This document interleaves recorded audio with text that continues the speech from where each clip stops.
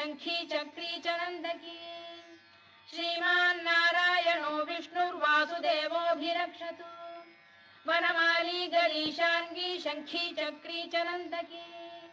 श्रीमान्नारायणो विष्णुर्वासुदेवोऽभिरक्षतु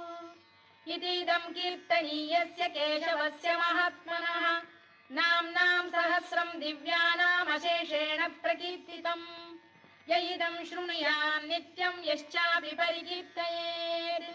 नाशुभं प्राप्नुयात् किञ्चित् सोमुत्प्रेह च मानवः वेदान्तको ब्राह्मणः स्यात् क्षत्रियो विजयी भवेत् वैश्यो धनसमृद्धः स्यात् शूद्रः सुखमवाप्नुयात् धर्मार्थी प्राप्नुयात् धर्ममर्थार्थी चार्थमाप्नुयात् कामानवाप्नुयात् कामी प्रजार्थी चाप्नुयात् प्रजाम् भक्तिमान्